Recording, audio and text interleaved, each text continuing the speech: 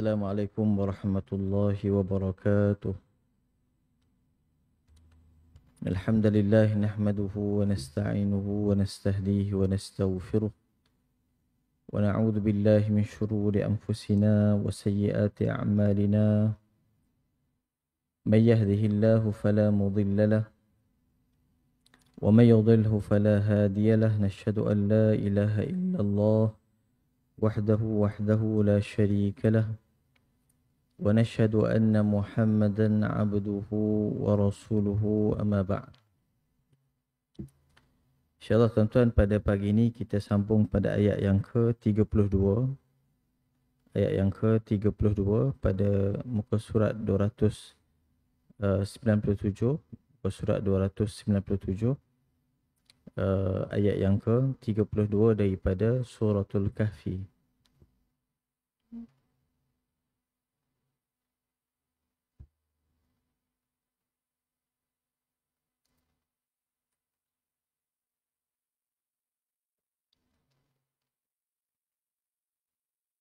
Okay, baik tuan-tuan, ayat yang ke-32 ni dia adalah kisah yang kedua daripada surah Al-Kahfi ni. Sebagaimana kita ceritakan bahawa surah Al-Kahfi ni dia ada 4 kisah ataupun 4 cerita lah yang penting. Dan keempat-empat ini dia ada tema yang berbeza. Dan setiap daripada tema dan background daripada 4 cerita tu dia ada kaitan dengan sebab ataupun faktor manusia tu menyimpang daripada agama Allah Subhanahu wa taala. Jadi dalam kisah pemuda Al-Kahfi yang kita telah tamatkan, dia lebih kepada menceritakan faktor kekuasaan politik yang menghalang pemuda-pemuda tersebut daripada beriman kepada Allah.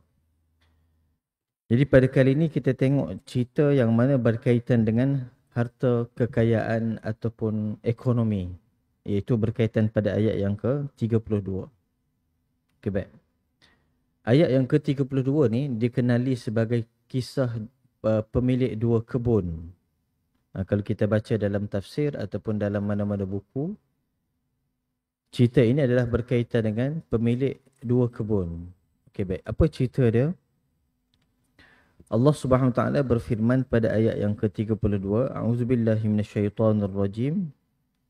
Wadrib lahum mathalan rajulaini ja'alna li ahadihima jannatayn min a'nabin wa hafafnahuma binakhl wa ja'alna bainahuma zar'a. Okay, Allah mulakan dengan cerita salah satu daripada contoh senario. Allah nak sampaikan suatu mesej, tapi sebelum sampaikan suatu mesej, Allah berikan satu senario ataupun satu gambaran cerita tentang 2 orang lelaki. Wadrib lahum masalan rajulain, tentang 2 orang lelaki. Dan 2 orang lelaki ni ada status yang berbeza. Ada jarak, ada jurang ekonomi yang berbeza. Ja'alna rajulaini li ahadihima, dan salah seorang daripada lelaki itu adalah kaya. Dia ada apa? Dia ada jannataini min a'nabin. Dia ada 2 kebun, 2 ladang daripada anggur. Dan juga wa hafafnahuma binakhl, dan juga bukan setakat ada 2 kebun daripada anggur, tapi di sekeliling kebun dia tadi dikelilingi dengan pohon kurma. Kurma dan juga adanya ladang ataupun tanaman. Jadi Allah nak cerita tentang senario adanya jurang ekonomi ataupun jurang dari sudut aset dalam memulakan perniagaan di antara 2 kelompok yang berbeza. Satu adalah individu yang miskin, yang tidak ada aset, yang tidak ada kekuatan ekonomi yang baik. Yang kedua yang menjadi fokus dalam cerita ni adalah seorang lelaki yang diberikan kebun kurma, yang diberikan kebun anggur, dan juga diberikan ladang yang kosong untuk diusahakan benda-benda tambahan yang selain daripada kebun kurma dan anggur tadi. Jadi ini penceritaan ini bermula dengan situasi ini. Mungkin boleh dikaitkan dalam konteks semasa kita, yang mana Allah Ta'ala nak beritahu bahawa setiap manusia itu akan mendapat bahagian-bahagian yang berbeza daripada hasil ekonomi yang ada tadi. Okay, baik, itu permulaan cerita dia. Apabila sebut anggur ni tuan-tuan, maknanya anggur, tamar, maknanya kira top lah in the market tu. Maksudnya dalam konteks negara Arab ataupun negara Syam, Bani Israel, yang mana riwayat mengatakan lelaki ni ialah di kalangan Bani Israel, artinya mereka memiliki sesuatu perniagaan yang paling atas lah dalam pasaran itu. Walaupun bagi kita dah banyak kurma ataupun tamar ataupun anggur ni bukan sesuatu yang dominan dalam tempat kita. Tapi apabila disebut dalam konteks mereka ini adalah sesuatu yang berada dominan dalam pasaran. Maknanya mereka memiliki sesuatu yang besar. Kemudian kata Allah Subhanahu Wa Taala pada ayat yang ke-33. Kita tuan ayat 32-33 ni masih lagi nak menggambarkan kekayaan ekonomi yang dimiliki oleh lelaki tadi. Jadi ada dua orang lelaki, seorang yang miskin, beriman, seorang yang kaya, yang ada masalah dari sudut iman tadi. Kiltal jannataini atat ukulaha wa lam tazlim minhu syai'a. Kemudian Allah nak gambarkan macam mana ekosistem kepada kebun tadi. Macam mana dia boleh sustain dengan kestabilan, ada kestabilan dari sudut perniagaan dia tadi. Allah bagi tahu kiltal jannatain, setiap daripada dua kebun tadi, atat ukulaha. Apa makna atat ukulaha? Kalau kita tengok terjemahan kat sini, dia kata mendatangkan buah-buahnya. Tapi kalau kita tengok tafsir Al-Quran secara lebih mendalam, makna atat ukulaha ini maknanya segala apa yang dirancang oleh lelaki tadi berlaku pada on time, pada waktu yang tepat. Maksudnya buah-buah yang dia rancang itu untuk mendapatkan hasil buah itu datang pada musim yang tepat sebagaimana apa yang dirancang. Tidak ada kekurangan. Stabil, produktif, datang pada waktu yang tepat sebagaimana apa yang dirancang dalam pengurusan kewangan dia tadi dan pengurusan perniagaan dia tadi. Sebab tu Allah Ta'ala gambarkan kat sini, kiltal jannataini atat ukulaha. Hasil yang dia rancang itu berlaku. Dia tak rasa ada kelemahan dalam sistem dia. Dia tidak rasa dia akan ada market punya collapse. Dia tak rasa dia akan collapse. Walam tazlim minhu syai'a. Walam tazlim minhu syai'a ni maknanya sama juga. Tidak ada kurang. Kalau dia rancang nak dapat 10,000 buah, sebagai contoh, 10,000. Kalau dia rancang akhir tahun tu nak dapat keuntungan sekian dia dapat. Walam tazlim minhu syai'a. Tidak ada kurang di antara salah satu dengan yang lain. Ni Allah nak beritahu macam mana lelaki tadi, walaupun dia ada masalah kemudiannya dari sudut iman, dari sudut taqwa kepada Allah Ta'ala, tapi Allah masih memberikan kepada dia kerana dia mengikut sistem alam tadi. Dia mengikut sunnatullah. Contoh kalau orang tak beriman pun, kalau dia berniaga elok, buat perancangan, ada rekod yang baik, ada pengurusan yang baik, akan dapat dengan izin Allah Subhanahu Wa Taala. Jadi Allah nak beritahu orang yang walaupun ada masalah kemudiannya dari sudut iman ini, selagi mana dia menjaga itu dengan cara yang baik, maka dia mendapat hasil yang baik. وَفَجَّرْنَا خِلَالَهُمَا نَهَرًا. Jadi lelaki itu, kata Allah Ta'ala, dialirkan, diberikan di tengah-tengah kedua kebun itu sungai. Ini kalau dalam konteks semasa adalah sumber.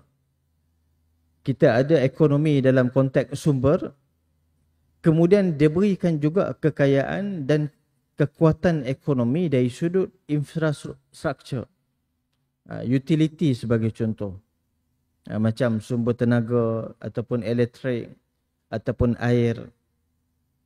Jadi lelaki ni bukan setakat diberikan ladang, diberikan untuk mengusahakan kebun kurma tadi, bahkan Allah memberikan support sistem yang baik kepada perniagaan dia. Diberikan sungai. Kalau zaman kita, kalau orang tu kuasai sesuatu perniagaan, mungkin tak semua. Dia nak kena ambil raw material daripada orang lain. Mungkin dia usahakan satu production, satu produk dan sebagainya, tetapi dalam bab-bab yang lain dia bergantung kepada pihak yang lain. Tapi lelaki ini, kata Allah Subhanahu wa taala, wa fajjarna khilalahuma nahara. Allah tidak setakat memberikan kekuatan ekonomi sumber kepada dia, tapi Allah juga berikan kepada dia sungai yang merupakan kita boleh anggap sebagai infrastruktur ataupun fasiliti yang boleh menjadi support sistem kepada kestabilan perniagaan dia tadi. Okey, baik. Jadi apa khulasah dia tuan-tuan, ayat 32 dengan 33 ni? Artinya Allah nak menggambarkan bahawa lelaki ini sedang menikmati sesuatu, kita kata, ekonomi yang hampir sempurna pada pandangan dia. Stabil. Tidak ada rasa bahawa akan jatuh. Tidak ada kurang dalam perancangan dia. Itu merupakan ujian daripada Allah Subhanahu wa taala. Okay, baik, itu ayat yang ke-33. Kemudian dalam ayat yang ke-34, kata Allah Subhanahu wa taala, wa kana lahu samarun. Dan bagi lelaki itu kebun-kebunnya ada buah. Faqala li sahibihi, dan dia bercakap dengan kawan dia. Kawan dia ni maknanya kawan dia yang miskin tadi. Walaupun ada jurang ekonomi, tetapi tidak boleh menafikan adanya komunikasi yang baik. Maknanya ada jurang dari sudut ekonomi, dari sudut aset, pembahagian. Lelaki yang kaya tu mendapat sesuatu yang tidak ada pada lelaki miskin itu. Tapi ada komunikasi yang baik. Tidak ada gap. Fakana lahu faqala li sahibihi, dan dia masih ada mengekalkan hubungan dengan rakan dia tadi. Ada dialog, ada percakapan, ada engagement. Suatu hari dia duduk bercakap dengan kawan dia, wa huwa yuhawiruhu, dan dalam percakapan yang agak panjang, perbualan santai yang agak panjang, ana aktsaru minka malan wa a'azzu nafara. Jadi ayat 34 ni adalah permulaan kepada penyakit itu. Ayat tadi 32, 33 Allah tidak kecam kekayaan. Allah tidak kecam orang yang ada harta, Allah tidak kecam orang yang boleh stabilkan perniagaan dia. Ayat 32 dan 33 tidak ada unsur kecaman. Ini menunjukkan Islam tidak menolak kekayaan. Tapi ayat ke-34 itu Allah menunjukkan apakah penyakit yang dikecam oleh Al-Quran itu. Okey, baik. Apa dia? Maka kata lelaki tadi, ana aktsaru minka malan wa a'azzu nafara. Dia kata, aku ni lebih banyak daripada kamu harta dan lebih kuat legasi aku tadi kerana ramai lagi. Aku lebih ramai pekerja dan juga pengikut tadi. Jadi ini adalah level pertama yang nak diberikan fokus oleh Al-Quran. Apabila seseorang itu dah mula merasakan kekayaan yang dia ada itu menentukan status sosial dalam masyarakat, membezakan kedudukan dia dalam masyarakat. Ana aktsaru minka malan. Aku lebih banyak harta, lebih ramai pengikut, lebih ramai staff, lebih ramai orang yang buat kerja tadi. Itu level yang pertama. Takabur lah bahasa kitanya, kita selalu sebut sebagai takabur. Yang ini yang nak diberikan fokus dalam ini. Jadi bukan soal ekonomi itu boleh sustain dengan baik. Itu adalah suatu produktiviti yang tidak dikecam oleh Al-Quran. Bukan soal itu seseorang itu diberikan kekayaan. Itu merupakan ujian. Orang kaya ada ujian dia, ada tanggungjawab dia. Orang yang miskin ada ujian dan ada tanggungjawab dia. Tapi yang dia kecam itu apabila dia merasakan ana aktsaru minka malan wa a'azzu nafara. Bahawa kekayaan itu adalah sesuatu yang membezakan status sosial di antara dirinya dengan sahabat dia tadi. Okay, baik. Sama juga dalam konteks sekarang ni. Kalau kita tengok negara-negara yang kaya, negara-negara Islam pun, macam mana interaksinya dengan negara-negara Islam yang kurang membangun dan sebagainya.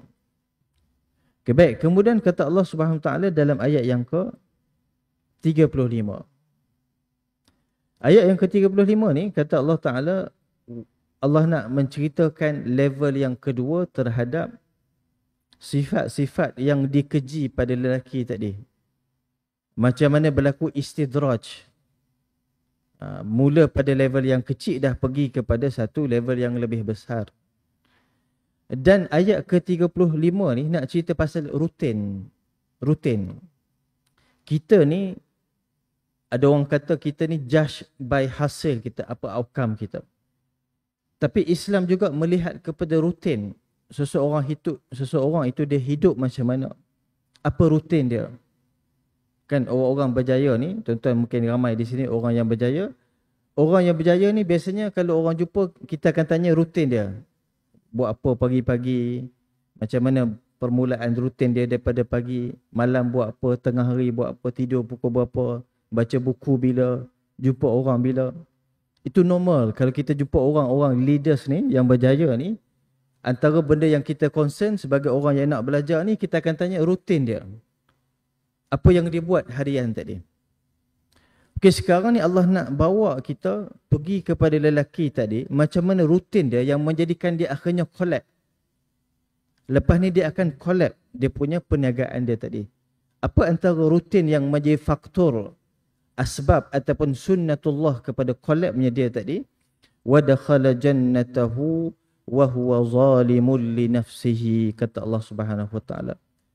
Salah satu rutin dia, kalau dia masuk ke tempat kebun dia tadi, kalau dia buka pejabat dia, kalau dia masuk bertemu dengan pekerja-pekerja dia, wa huwa zalimun li nafsihi, dan dia sentiasa membawa karakter yang zalim kepada dirinya. Zalim kepada diri ni maknanya perangai tak bagus lah, buat naya pada diri lah. Apa dia? Antaranya kata Allah Ta'ala, qala ma adhunnu an tabida hadhihi abada. Dia kata, aku mengira bahawa kekayaan aku ni tidak akan binasa selama-lamanya. Maknanya negara yang kaya, individu yang terlalu kaya, syarikat yang terlalu kaya, dia antara penyakit yang ada pada diri mereka ialah rasa stabil, rasa takkan jatuh. Sedangkan kestabilan dan juga berkekalan sesuatu itu hanya milik Allah Subhanahu Wa Taala. Jadi ini penyakit. Penyakit dalam ekonomi, penyakit dalam diri manusia dalam menguruskan kekayaan. Salah satunya ialah dia merasakan kekayaan dia itu stabil. Apabila dia stabil, dia akan rasa dia kuat. Macam sekarang ni lah, negara-negara yang kuat, yang menindas negara-negara yang miskin dalam dunia ekonomi kita ni, antara penyakitnya adalah begini, qala ma adhunnu an tabida hadhihi abada. Dia merasakan bahawa apa yang dia miliki itu, perniagaannya, ekonominya, asetnya, itu tidak akan binasa, kata Al-Quran. Jadi ini adalah level yang kedua. Bermula daripada takabur tadi, yang membezakan, yang merasakan dia membezakan status sosial dia dengan orang lain, maka dah pergi kepada kufur nikmat. Jadi dalam ayat 35 ni lebih kepada kufur nikmat. Sebab berkekalnya sesuatu tu hanya milik Allah Subhanahu Wa Taala. Okay, itu yang ayat yang ke-35. Kemudian kita tengok kepada ayat yang ke-36. Wa ma adhunnu as-sa'ata qa'imatan wa la in rudidtu ila rabbi la ajidanna khairan minha munqalaba. Dia kata ini dah pergi level yang ketiga dalam penyakit ekonomi tadi. Mula-mula takabur, kemudian pergi kepada kufur nikmat, kemudian masuk kepada kufur kepada konsep pembalasan. No matter apa yang berlaku di akhirat, tak beri kesan pada aku, sebab aku sedang diberikan sesuatu oleh Allah Subhanahu Wa Taala. Dia rasa tak ada efek pada akhirat. Dia akhirnya menafikan konsep hari pembalasan tadi. Dia kata, aku mengira kiamat, hari pembalasan itu tidak akan berlaku. Bahkan kalau berlaku pun dia kata, aku akan dapat, benda yang aku dapat ni, aku dapat lebih baik lagi. Jadi ini secara tidak langsung menolak sebahagian pemikiran semasa yang duk rasa, kalau aku ni ada kekayaan, maka aku ada keberkatan. Kalau orang tu tak ada kekayaan, maka dia tidak ada keberkatan. Tak boleh, tidak berapa tepat. Jadi Allah nak sebut kat sini bahawa sebahagian daripada penyakit yang insya-Allah tidak ada pada diri kita ini, sebahagian daripada penyakit itu ialah kalau ada kekayaan, dia rasa dia sedang ada blessing from Allah. We already got blessing from Allah Subhanahu Wa Taala. Tak semestinya begitu. Tengok apa dia kata, wala in ruditu ila rabbi. Tak bimbang kalau berlaku pun mati, dapat juga daripada Allah Ta'ala sebagaimana aku dapat dekat dunia ni. Jadi itu penyakit ketiga, dah bawa level yang menjejaskan kepercayaan dia kepada hari akhirat. Okay, kemudian kita masuk kepada ayat yang ke-37. Apa balasan dia? Jadi kawan dia yang miskin itu, yang tahu ada jurang ekonomi, tetapi sahabat dia tadi masih lagi tidak menjalankan tanggungjawab dia untuk menyampaikan mesej kebenaran. Jadi sepatutnya dalam masyarakat kita ni, walaupun ada jurang dari sudut ekonomi, tapi sepatutnya tidak ada jurang dari sudut perkara-perkara yang lain. Tidak boleh menghalang orang yang untuk bercakap kebenaran, menyampaikan kebenaran, untuk menegur perkara-perkara yang salah. Jadi lelaki ni, sahabat dia ni dia kata apa? Qala lahu sahibuhu wa huwa yuhawiruhu. Jadi rakan dia yang kurang bernasib baik itu, yang kurang ada aset yang banyak itu, dia menyampaikan mesej kepada rakan dia. Dalam konteks sekarang maksudnya negara-negara Islam mungkin miskin. Yaman. Alah, tuan-tuan rasa jarang pergi Yaman berbanding pergi UAE contoh. Tapi Yaman antara negara kita tengok orang-orang Yaman ni ada pendirian yang kuat. Kita pun sanjung para ulama-ulama daripada Yaman. Walaupun negara miskin, alah, bukan salah dia orang sangat miskin ni, salah sistem yang ada itu dan politik yang berlaku itu. Tapi walaupun mereka itu negara miskin, tapi tidak menjadikan mereka itu tak ada pendirian. Bercakap benar, menyampaikan kebenaran. Contoh dalam isu Palestin dan sebagainya. Okay, baik. Jadi rakan dia ini menunjukkan karakter yang sama. Dia kata apa? Qala lahu sahibuhu wa huwa yuhawiruhu. Ini masih dalam dialog yang sama tadi. Dia sampaikan kepada kawan dia, akafarta billadhi khalaqaka min turabin thumma min nutfatin thumma sawwaka rajula.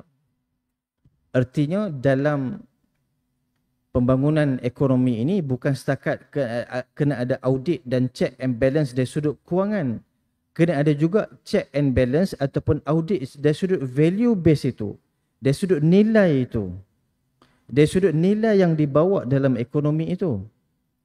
Maka rakan dia mengatakan, menyampaikan mesej nilai itu. Walaupun kamu ada keuntungan yang banyak, walaupun kamu boleh deliver sekian-sekian pada waktu yang tepat, pada musim yang tepat, tetapi kata rakan dia menyampaikan mesej nilai itu, akafarta billadhi khalaqaka min turabin. Kamu nak bawa perniagaan ini sampai kepada hilang elemen tauhid kepada Allah Ta'ala ke? Thumma min nutfatin thumma sawwaka rajula. Dia ingatkan kepada penciptaan.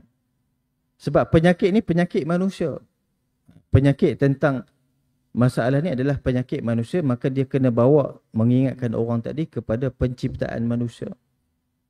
Dia penyakit itu adalah penyakit yang ada pada kemanusiaan. Khalaqaka min turabin thumma min nutfatin. Dan Allah menciptakan kamu daripada sitis air mani, thumma sawwaka rajula, dan membentuk seorang lelaki yang sempurna. Jadi sebagaimana kamu menanam ada sungai dan juga kamu ada tanah yang subur dan kamu ada hasil yang sempurna, maka kamu tengok juga pada penciptaan kamu, kamu juga datang daripada tanah, adanya air mani dan juga kamu dijadikan secara sempurna tadi. Lakinna huwallahu rabbi wa la usyriku bi rabbi ahada. Dan tetapi kata Allah, kata lelaki tadi, tetapi Allah Subhanahu Wa Taala lah yang Tuhan yang tidak boleh kita sekutukan dengan seseorang pun yang lain. Jadi mesti ada elemen barakah, ada elemen tauhid. Ekonomi kita mesti memberi manfaat. Tidak boleh diabaikan nilai-nilai yang baik daripada apa yang kita usahakan dalam kekayaan kita tadi. Jadi nak katanya tuan-tuan, kalau tuan-tuan ni orang biasa duk lawan benda-benda sesat ni, orang kata sebab apa duk lawan ajaran sesat ni? Sebab ideologi sesat. Tapi tak ramai berfikir bahawa dalam Islam ini juga antara benda yang menyesatkan, menyimpang kita tu adalah soal pengurusan harta dan kekayaan ekonomi tadi. Itu juga antara elemen yang diberikan perhatian dalam Quran. Tapi bukan bermaksud Al-Quran mengecam kekayaan tuan-tuan. Bukan bermaksud macam tu. Ini salah faham yang berlaku. Kan? Kalau tuan-tuan rajin sikit, cuba buat study, cuba kumpulkan hadis-hadis berkaitan infak Rasulullah. Cuba tuan-tuan, sekarang ni ada chat GPT kan, cari Google ke, hadis-hadis yang berkaitan dengan sedekah dan infak je Nabi SAW. Kalau tuan-tuan kumpulkan hadis-hadis tadi dan keluarkan berapa banyak yang Nabi pernah infak, kita akan tengok, Rasulullah ni kaya daripada aku ni. Maknanya Rasulullah pun ada kekayaan yang menyebabkan dia ada keupayaan untuk infak. Jadi dalam ayat ni bukan soal mengecam kekayaan itu, mengecam pemilikan ekonomi itu, tetapi soal sikap, soal nilai yang hilang daripada ekonomi itu yang menjauhkan manusia daripada Allah Subhanahu Wa Taala. Okey, baik tuan-tuan, kita tutup pada pagi ini dengan ayat yang ke-39. So ayat 39 ni adalah alternatif yang diberikan oleh rakan dia tadi. Jadi ada jurang di antara dia dengan rakan dia di sudut ekonomi, tapi tidak ada jurang di sudut menyampaikan kebenaran. Zaman dulu tuan-tuan ada jurang, zaman-zaman dululah. Saya pun datang daripada Kelantan sebagai contoh. Biasanya pengajian agama ni, dia memberi gambaran miskin betul, kaya salah. Dululah. Kan? Maknanya kalau orang kaya ni mesti jahat ataupun kita kata sosial, tak jaga agama. Itu gambaran dulu. Dan kalau kita biasa dengar zaman-zaman dululah, kalau saya yang daripada kampung ni, kita mesti dengar bahawa macam nak cari duit lebih sikit tu macam salah lah. Macam jangan pergi kepada dunia, jangan kena zuhud, tak boleh. Hatta kalau orang terlibat dalam dakwah dulu-dulu pun, kadang-kadang tinggal anak bini, tak apa, kita serah kepada Allah. Macam tu. Tak boleh. Tanggungjawab nafkah kepada anak. Kalau tinggal, mana boleh serah kepada Allah macam tu, tanpa kita ada usaha berikan sesuatu, tanggungjawab kita. Jadi kalau kita tengok beberapa tahun yang dulu, mungkin ada gap dalam pengajian agama kita yang memberikan gambaran seakan-akan Islam itu bertentangan dengan kekayaan ataupun ekonomi yang baik itu. Zaman dulu mana ada tutup guru pondok kita duk suruh ekonomi Islam tu tak ada sangat. Contoh, sebab masih ada gap dalam syarahan agama ataupun pengajian agama itu, sehingga orang Islam menganggap bahawa benda itu adalah benda sesuatu nilai yang tidak ada dalam Islam. Sekarang ni tak ada masalah. Sekarang ni sudah tidak ada jurang dan sudah berlaku banyak perubahan lah dalam sosial masyarakat kita. Jadi apa solusi rakan dia tadi tuan-tuan? Dalam ayat terakhir kita nak baca ni, dia kata walaula idh dakhalta jannataka qulta ma syaa Allahu la quwwata illa billah. Dia bagi alternatif dari sudut rutin kita. Macam mana nak pastikan ada nilai dan juga barakah pada rutin itu? Salah satunya dia kata, kalau kamu masuk ke kebun, maka kamu sebutlah perkataan ini. Apa dia? Pertamanya, Masya Allah. Apa makna Masya Allah? Masya Allah ni kita balik, Masya Allah ni adalah soal sumber. Dia reflection kepada soal sumber. Apabila kita masuk ke tempat pemilikan harta kita, kebun kita, maka kita reflect bahawa segala apa yang kita ada itu adalah berlaku dengan kehendak Allah Ta'ala. Allah yang mengkehendaki nak beri kepada kita, dan Allah boleh sahaja bila-bila masa untuk tarik daripada kita. Masya Allah. Maksudnya kita reflect the originality, pemilikan itu adalah datang daripada Allah Subhanahu Wa Taala. Itu yang pertama. Yang kedua yang dia ajar oleh rakan dia tadi, dia kata la quwwata illa billah. Ini nak determine kita punya limited capacity kita. Sebagai seorang manusia yang mengusahakan sesuatu, yang nak jadi orang Islam yang Allah suka ni, usaha, rajin, buat bisnes, bagus. Tapi kena tahu ada batasan kita. Ada kadang-kadang yang kita tak boleh nak melangkaui perkara tersebut. La hawla wa la quwwata illa billah. Jadi kena sentiasa ready. Sebab tu ada risk management sebagai contoh. Ada pengurusan kalau collapse, kalau berlaku masalah ekonomi. Itu kerana kita nak la hawla wa la quwwata illa billah. Ada benda yang di luar daripada kapasiti kita. In tarani ana aqalla minka malan wa walada. Jadi kata kawan dia, sekalipun kamu menganggap aku ini lebih sedikit harta dan lebih sedikit anak-anak daripada kamu. Anak ni baru merujuk kepada pengikut ataupun pekerja tadilah. Jadi walaupun seseorang itu tidak ada sumber yang baik dalam perniagaan macam rakan dia tadi, tetapi dia masih lagi nak mengekal, nak memastikan ada keberkatan pada usaha dia. Walaupun aku ni tidak ada kekayaan, tapi aku juga berusaha untuk ada keberkatan pada perniagaan tadi. Ada elemen tauhid kepada Allah Subhanahu Wa Taala. Okay, baik, itu tuan-tuan antara yang kita boleh kongsikan pada pagi ini sehingga ayat yang ke 39. Sebenarnya banyak lagi yang kalau kita boleh ambil pengajaran ataupun kaitkan dengan kehidupan kita pada pagi ini. Tapi apa yang penting kita banyak belajar daripada ayat ini. Pertamanya, Allah tidak mengecam produktiviti dalam perniagaan. Orang yang berusaha dengan ekosistem yang baik, maka Allah masih memberikan kepada dia apa yang dia usahakan tadi.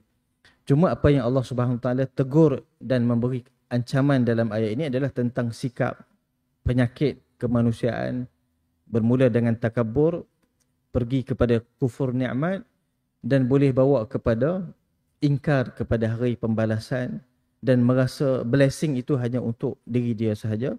Maka akhirnya dalam ayat yang seterusnya yang kita tidak baca, ayat 40 tu sebenarnya memberitahu macam mana akhirnya Allah memberikan market collapse kepada dia lah. Akhirnya dia jatuh untuk menyedarkan diri dia, untuk memberikan kesedaran dia dalam menguruskan ekonomi ataupun perniagaan dengan cara yang betul. Dan juga kita belajar daripada rakan dia tadi bahawa komunikasi itu mesti berlaku dengan baik. Walaupun ada gap dari sudut sebahagian perkara-perkara yang tertentu, tetapi masyarakat itu perlu hidup dalam sebuah masyarakat, menyampaikan kebenaran, kena ada komunikasi yang baik, engagement yang baik. Akhirnya mesej itu tidak terikat kepada satu kelompok saja. Macam kita sebut tadi, dulu-dulu mungkin ada gap di antara orang yang kurang baik ni dari sudut ekonomi dengan orang yang bernasib baik dari sudut ekonomi. Tapi sekarang ni tidak ada masalah. Orang-orang kaya ramai yang infak, orang kaya ramai yang menyumbang dalam ekonomi Islam. Orang kaya ramai yang memberikan sesuatu kepada pembangunan umat Islam. Maka gap itu sudah makin kurang disebabkan ada komunikasi yang baik, ada perkara-perkara yang baik yang berlaku yang kita ambil daripada kisah ini. Apa yang baik daripada Allah Subhanahu Wa Taala. Sallallahu alaihi nabiyina Muhammad wa ala alihi wa sahbihi wa baraka wa sallam. Assalamualaikum warahmatullahi wabarakatuh.